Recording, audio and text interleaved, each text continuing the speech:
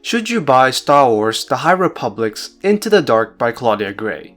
Into the Dark is a young adult novel that features in the era of the High Republic. Set mainly following the aftermath of the Great Disaster, the book is definitely an intriguing read. But is it worth spending your time and money on it? Don't worry, there won't be any spoilers, so relax and enjoy the ride. But before we go any further, please consider subscribing and joining the community. If you want to stay up to date on all things Star Wars, then this is definitely the channel for you. The book definitely reads differently to The Light of the Jedi or The Test of Courage.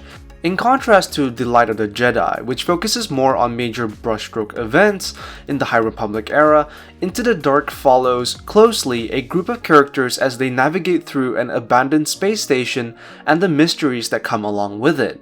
The story so far is definitely unique and different to the rest and follows a similar feel to haunted and investigative stories.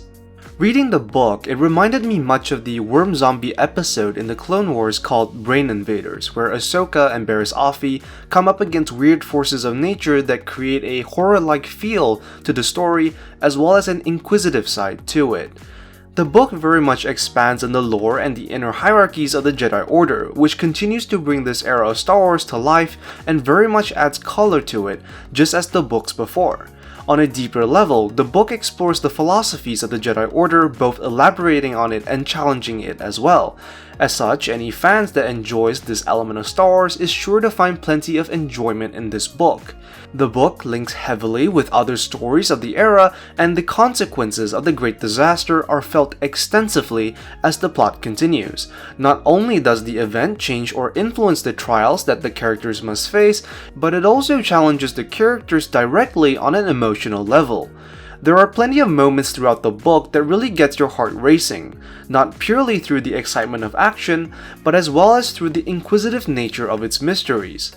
How the book draws the readers in is by setting up mysteries after mysteries, whereby the characters in the books are faced with deeper levels of questions the more they uncover.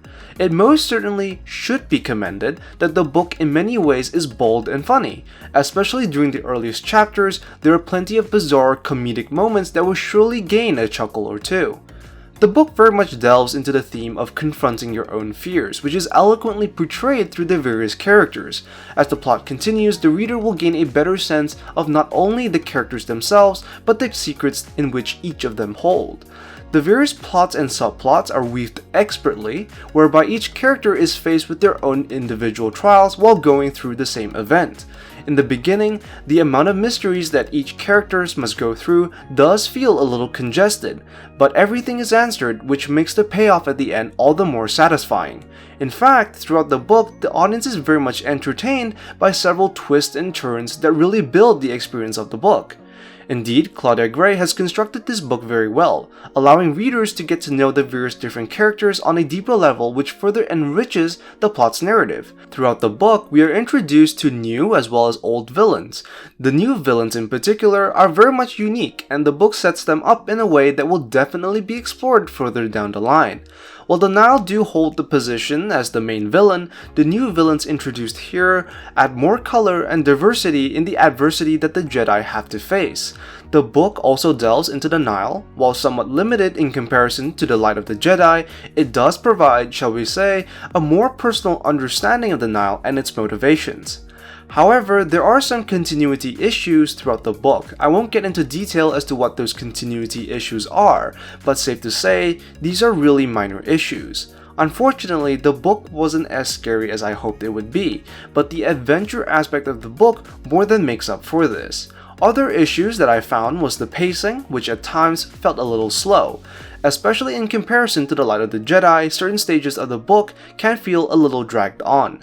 At times, the book makes certain jump cuts and skips over certain obstacles that the reader might expect the characters to overcome, which can make this book feel a little forced in terms of its direction.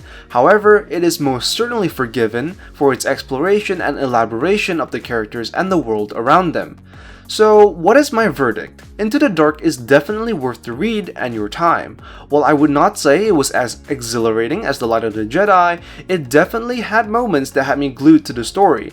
If you are a Star Wars fan that enjoys any bit and crumb of Star Wars, then definitely give this book a read. There are times while reading the book when you can't help but wonder if certain characters are on spice, which really just adds more enjoyment to it. If you're interested in a good story that latches on to characters that you would like to get into, then this is certainly the book for you. The book continues to build the immersion of this era, and I look forward to see where these characters go from here. The price is a little steep, much like The Light of the Jedi, but I do think that it is worth the money. That's all I have for you today, so if you liked the video, be sure to like and subscribe, leave a comment down below on what you think, and I will see you in the next one. I am the Lost Acolyte, and I have spoken.